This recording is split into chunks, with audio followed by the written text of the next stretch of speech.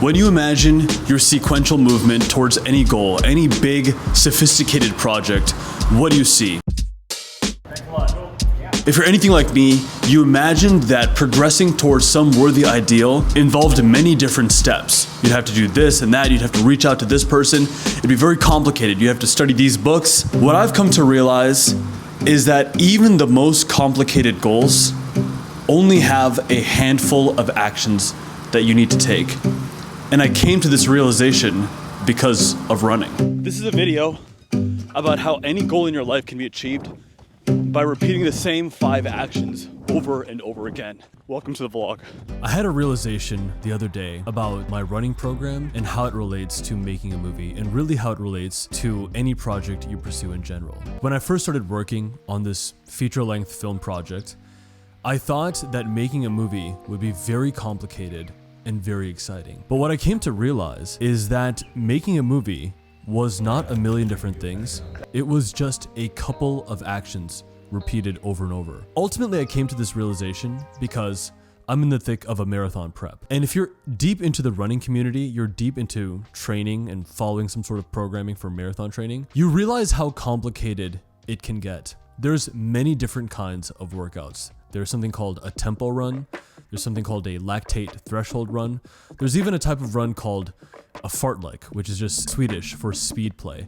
And that kind of training, you start slow, but then you run a couple of miles fast, and then you slow down again. It's like start and stop in your speed. And ultimately what I realized is that for a normal runner, someone who's a non-elite runner, it was starting to get too complicated to know that on this day I'm gonna run this many miles, it's gonna be at this pace. The average runner, he's just like looking at his watch, he's like, okay, I got the paces set, the paces. Heart rate monitors, figuring out all the details. It becomes very sophisticated, and it gets overwhelming. Life is so messy already that to worry about specific paces in a training program would be too much. And so I simplified what the training program was to basically 4 different types of runs. One is the easy run. The majority of your runs you're supposed to do just like this, easy runs.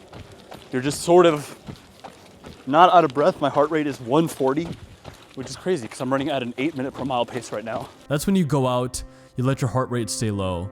You're just out on a jog. You're just running, you're enjoying the sunshine. Then there's a tempo run. It's where you kind of just run fast and hard. It's kind of like PRing in the gym, and you see if you can do a certain number of miles faster than you usually do. So for me, my last 10 miler, I did at 7:42. And so my next PR with a tempo run, maybe I'll try to do 10 miles at 7:30. Then a third type of running that's really important is a track workout. It's where you go to the track and you usually do some kind of running repeat. This can be 400 meters, 800 meters, 1 mile repeats, which are very hard. And a proper running coach would give you different types of track workouts to do. I decided to uncomplicate this even further and have stuck to only one quality of track workout. And then the last quality of running is the long run. That's basically an easy run, but done for a very, very long distance, like 15 miles or 20 miles. What I found is that if I go out on any day and I do one of those 4 kinds of runs,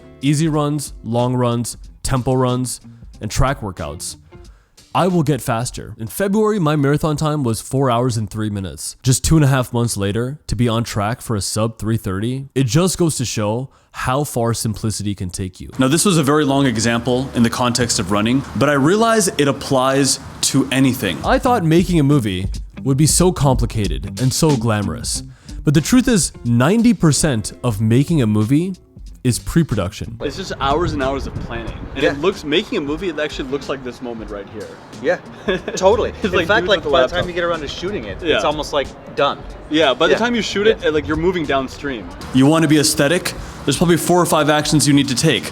Lift, eat right, sleep enough, drink water. Pre-production is essentially figuring out who the actors are going to be and what the location is going to be and who the crew is. Do you want to start a successful business? 4 or 5 actions are involved in that as well. And in fact, once those things are figured out, I found that the filming and editing largely just takes care of itself. Maybe you want to find a girlfriend. As sophisticated and complicated as human emotion and human desire can be, there are only 5 actions repeated ad nauseum that will get you the results you want in dating. And so an important question to ask yourself, what are my 5 things? Any big payoff is just stacking a bunch of smaller blocks. It's just a couple of things repeated over and over and over again. The blocks are just 4 or 5 things repeated ad nauseum until you get to the goal.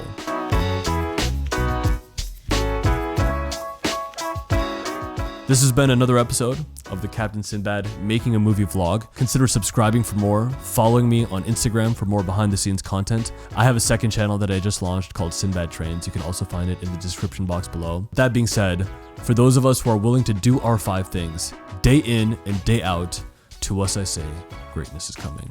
We'll catch you next time.